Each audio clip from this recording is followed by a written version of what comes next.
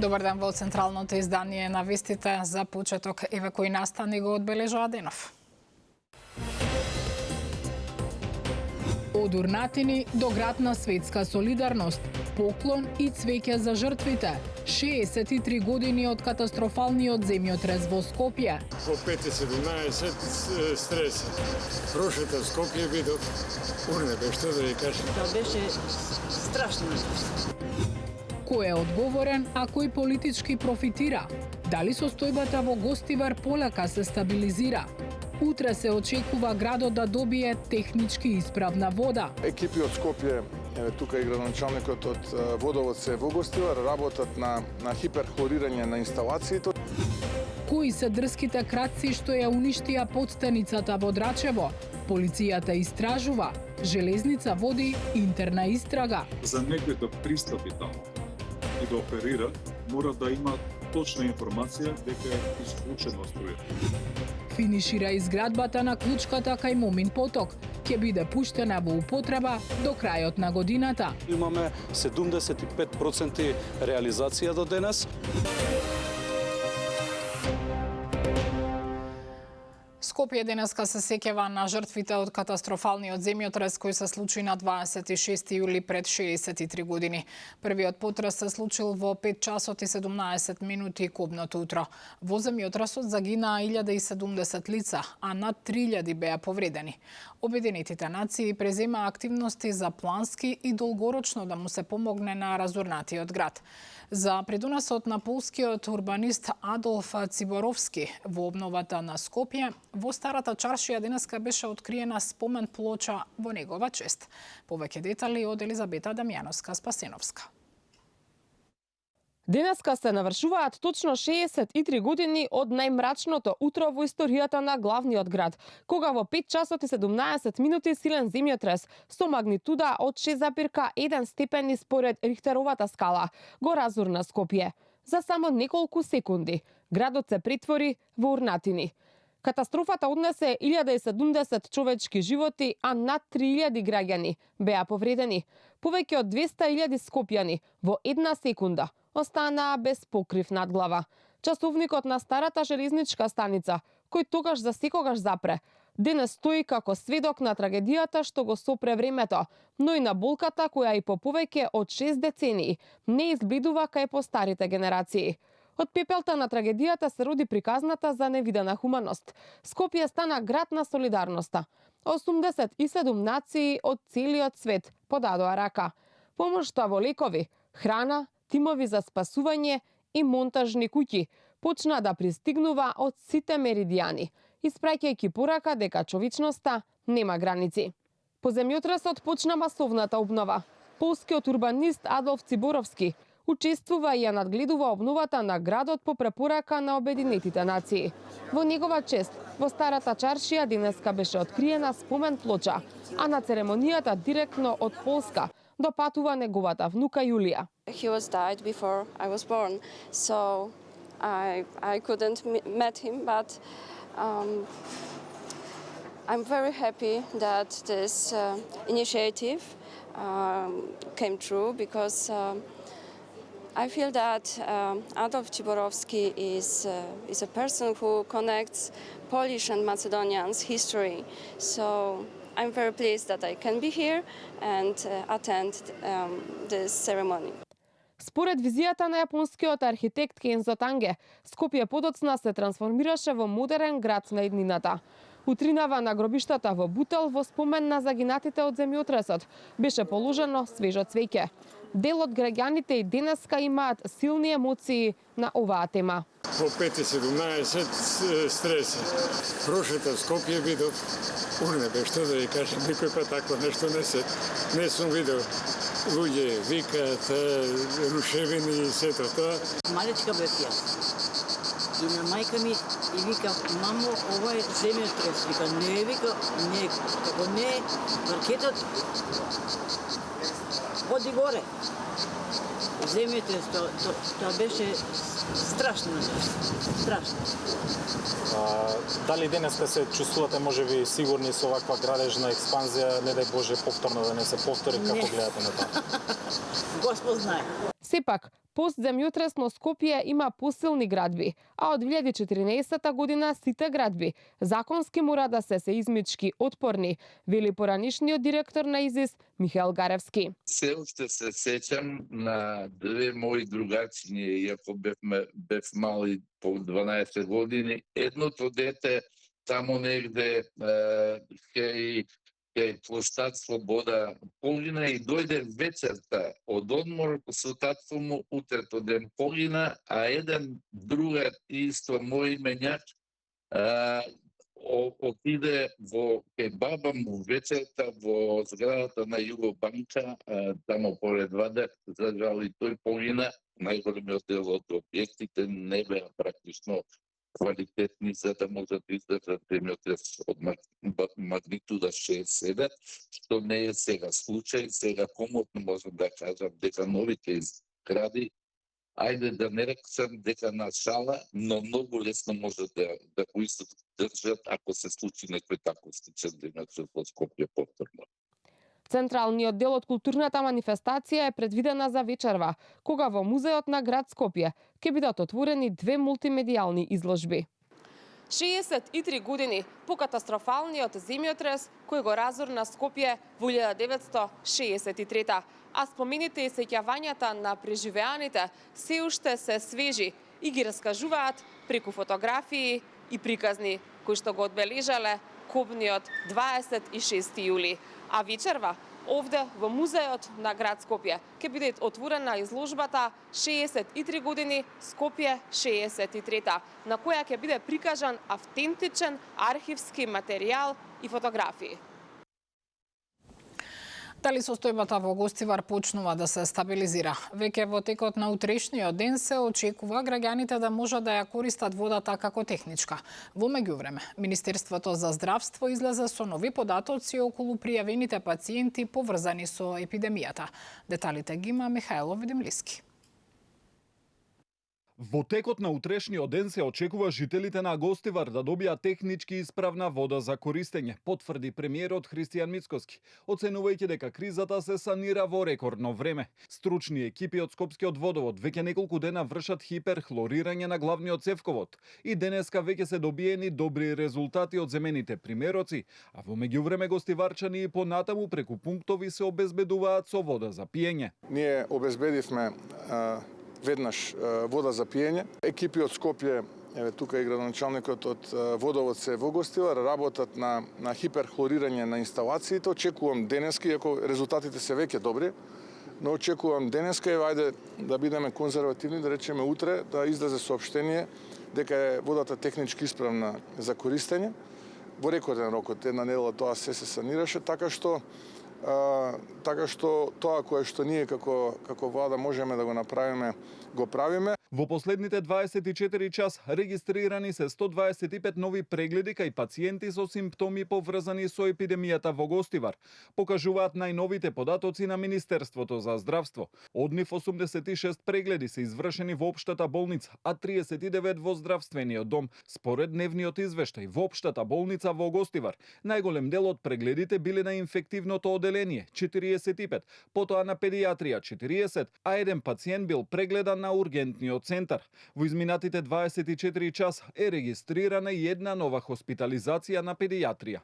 Министерот за здравство Сашо Клековски и вчера апелираше да се почитуваат здравствените препораки околу хигиената за да се спречи појава на болести поврзани со епидемијата. Познати се бактериите и вирусите што се најдени во примероците земени од водата и тие се јавно објавени.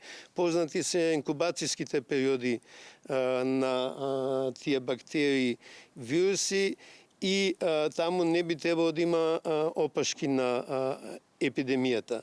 Опашки од епидемијата може да се јават од нехигиена, односно од болести на немиење на раце, условно да кажам, и затоа на секој през наста повикувам да се сите придржуваат до препораките и нормално до личната хигиена. По Гостивар проблем со квалитетот на водата се покажа и во други општини. Во Валандово беше забрането користењето на водата за пиење поради арсен, но ден подоцна забраната беше тргната, бидејќи нови анализи покажаа присуство на арсен далеку под границата. Се уште останува на сила забраната за пиење на вода во Крушево, откако анализите покажале бактериолошка неисправност. Водата не смее да се користи за пиење и во Тетовското село Лешок, каде може да се користи исклучиво за техничка употреба. СДСМ и денеска обвинуваа дека надлежните институции во случајот со загадената вода во Гостивар реагирале со задоцнување и бараат оставки од одговорните. Од владеачката партија пак велат дека СДСМ во случајот сакаат да добијат политички поени и не бараат одговорност од гостиварскиот градоначалник. Министерот за здравство Сашо Клековски призна дека црвените светла се запалиле со задоцнување во Гостивар. Ниту едно признание нема да ги заштити граѓаните ако по него не следуваат оставки и одговорност. Признанието на Клековски не дојде од совест. Дојде затоа што веќе секој граѓанин со своји очи ја виде вистината. Оваа власт им го загрози здравјето, ја отру државата. Мора да има целосно утврдување на одговорноста. Оставки од Клековски, Андоновска, Миланов и итни контроли и анализи на квалитетот на водата во целата држава. Венко Филипче и актуелното раководство на СДС, немајќи идеи што да прават, ги користат актуелните настани за добивање само политички поени на нивна сметка. И скандалот во Гостивар, каде токму тие со нивните партиски другари од ДУИ и Арбен Тараварице локална власт, наместо да ги погледнат своите редови и конкретно сега да побараат одговорност од градоначалникот, тие шират лаги и делат лекции. Колку за илустрација, деновиве излегоа и со информација дека и водата во Валандово не била безбедна за пиење. Но вонредните анализи покажаа нешто сосема спротивно од тврдењето на СДС. Со соопштение се огласија од Алијанса за албанците. Велат дека состојбата во градот се движи кон целосна нормализација и дека кризните штабови на централно и локално ниво функционираат исклучително добро. Општина Гостивар целосно соработува со сите надлежни институции и ги стави на располагање сите своји капацитети за што побрзо надминување на состојбата. Очекуваме наскоро да се обезбеди вода за техничка употреба, а потоа и безбедна вода за пиење. Сите околности и одговорности треба да се утврдат преку правична, објективна и транспарентна постапка, велат од Алијанса и упатуваат повик до сите. Ситуацијата да не се користи за, како што велат, собирање политички поени на штета на граѓаните, особено оние кои ниту едно шише вода не донале во Гостивар. Над 3,5 милиони евра е штетата од кражбата во подстаницата Драчево, по која таа остана целосно нефункционална. Полицијата веќе води истрага за случајот. Директорот Ивановски вели дека поради градежни зафати за градскиот воз, струјата била исклучена. Некој, вели тој, го знаел тоа. Деталите ги има Дејан Сербиновски. По тешката кражба во која засега непознати сторители демонтира и уништија два железнички трансформатори, тешки по 27 тони во Драчево и украдоа бакарни компоненти, електровлечната постаница остана целосно нефункционална. Штетата засега се проценува на над 3,5 милиони евра. Во моментов, како што велат од Македонски железници инфраструктура, на терен се екипи кои работат на нормализирање на железничкиот сообраќај на тој дел од градот. Според директорот Синиша Ивановски, за тешката кражба најверојатно стојат лица кои имаат високо познавање за работа со висок напон, а поради актуелните градежни зафади во тој дел, најверојатно имале информации дека струјата е исклучена. Тој потврди дека веќе се води истрага за тоа каде потфрлиле чуварските служби на железницата, но посочи дека поради големиот обсег на железничката инфраструктура е невозможно целата територија физички да биде обезбедена. За некој да пристапи таму и да оперира, мора да има точна информација дека е исклучена струја, поради тоа што 110 киловолтна струја е премногу опасна и ризична по живот. Некој знаел дека таму нема струја и затоа и се осмелил да го направи, овој можам да кажам, и тероризам, поради тоа што покрив финансиска штета сериозно ја загрозува безбедноста на сите патници по железничкиот сообраќај. Од полицијата велат дека се трага по сторителите. При увидот на местото на кражбата било утврдено дека е оштетено електроенергетска опрема, а од објектот е одземен бакар. Вчера во 14 часот и 25 минути во секторот за внатрешни работи Скопје пријавено е дека во електрична подстаница Драчево, собственост на Македонски железници, во изминатите 6 месеци од страна на непознат сторител извршена е тешка кражба, при што уништена е електроенергетска опрема и одземен е бакар. Се превземаат мерки за целосно расчистување на случајот. Инаку, во електровлечната подстаница Драчево, лоцирана помеѓу железничките станици Лисичи и Драчево, при кражбата биле превртени 2 трансформатори тешки околу 30 тона, а од нив било истурено трансформаторско масло, а бакарните намотки и други вредни компоненти биле целосно отстранети и украдени.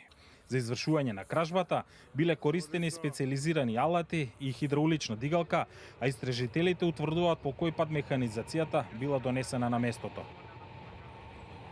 Растот на цената на нафтата на светските берзи, премиерот Мицкоски уверува дека граѓаните не треба да се грижат и дека Македонија и натаму ќе остане со наевтини горива во регионот.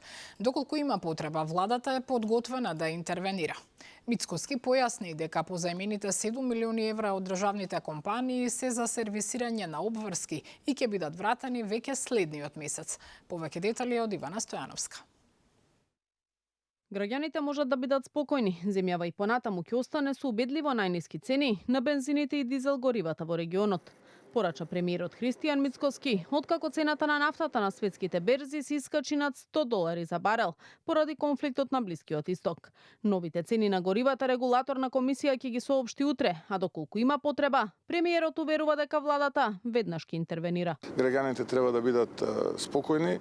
Ние и понатаму ќе продолжиме да бидеме држава со најниска цена на бензините и дизел горивото, иако тоа е берзански производ, ќе повторам, не е производ кој што зависи од тоа дали е некој подобар или полош предприемач или подобар или полош политичар, туку е берзански производ. Во однос на новите царини од страна на САД и тоа што соседна Србија е привремено изземена од нив, Мицкоски појасни дека и Македонија не е опфатена со ваквите дополнителни царини, но дека тоа не значи дека ниту Србија ниту Македонија нема да плаќаат никакви царини кон САД. Потенцираше дека треба да се направи разлика меѓу редовните царински давачки и дополнителните царини што Вашингтон ги воведе за дел од земјите. Се воведе така наречен трговски додаток од 10% кон сите земји во светот. Кон сите земји во светот. И сега, ова е најновото, кое што беше објавено страна на администрацијата на Соединетите Американски држави, а тоа се различни тарифи за Европа е меѓу 10 и 12,5%, тоа се 60 држави во светот, кои што повторно на оние тарифи дефинирани со Светската трговска организација ќе имат дополнителни обврски за плаќање. Не сме ние во таа група, но тоа не значи дека немаме царини, тоа не значи дека и Србија нема царини. Има и Србија, исто како што и тие држави кои што не се на тој список од 60 земји, но ние цениме дека како стратешки партнер со Соединетите Американски држави конечно можеме да соработуваме онака како што заслужуваме и како што треба да соработуваат стратешки партнери. Нормално не правиме страд од сето тоа е една нормална политика која што треба така и да функционира. Мицкоски појасни и дека 7 милиони евра кои владата ги позајмила од МНАФ, МЕПСО, Државна лотарија и јавното предпријатие за државни патишта ќе бидат искористени за сервисирање на обврски кон кинеската банка за изградба на автопатите. Нагласи дека станува збор за вообичаена процедура која многу пати во минатото била применувана и дека средствата уште следниот месец ќе им бидат вратени на компаниите. Утре пред пратениците ќе се најде и ребалансот на буџетот, за кој се поднесени десетици амандмани од опозицијските партии.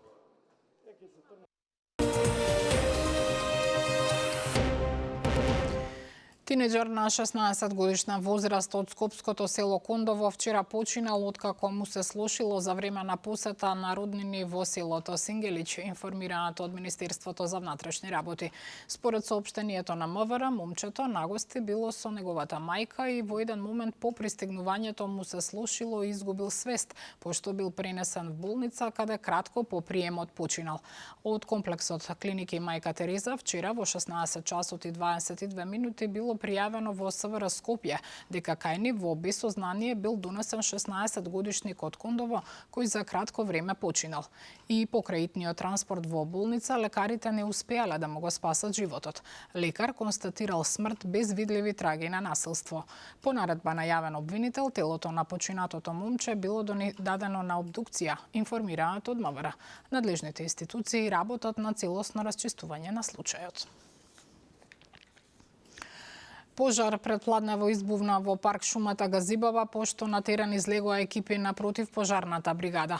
Во пределот на парк шумата можеше и од далечина да се забележи како се издигнува густ чад. Со брзата интервенција на противпожарните екипи спречено е понатамошно ширење на пожарот, пред се заради сувата вегетација и временските прилики кои го олеснуваа неговото ширење.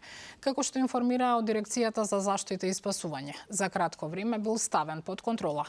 За сега нема информации за причините за избувнување на пожарот. Од Центарот за управување со кризи информираа дека иако состојбата е стабилизирана, надлежните екипи ќе останат на терен се до целосното локализирање и гаснење на пожарот со цел да се спречи негово повторно активирање. Клучката кај Момин поток влегува во завршна фаза, а пуштањето во употреба е најавено до крајот на годината. Градежните активности се реализирани околу 75%, а новата сообраќајна врска треба да придонесе за намалување на гужвите и побезбедно одвивање на сообраќајот. Увид во градежните активности денеска извршија градоначалникот на град Скопје Орце Ѓоргиевски и премиерот Христијан Мицкоски, при што беше најавено дека владата ќе продолжи со поддршка на општинските проекти. За клучката кај Момин поток обезбедени се 60 милиони денари од владата. Имаме 75% реализација до денес. На истата и рокот предвиден, како што и објави во медиумите и вети во предизборието, во мојата предизборна кампања е дека до нова година овој потек ќе биде целосно завршен. Станува збор за сериозен, комплексен процес и проект кој што сериозно ќе намали гужвата сообраќајна која што во минатото беше проблем во овој дел од градот Скопје и ќе овозможи сигурен, безбеден патен правец, клучка која што содржи велосипедски патеки, пешачки патеки, изградени се некаде околу 2 километра ѕидови потпорни на целиот потек. Работиме на 5 моста од кои што последните сега се во финална фаза. Ова беше последна информација во централното издание на вестите. Бидете со нас и во вечерните. До тогаш пријатно.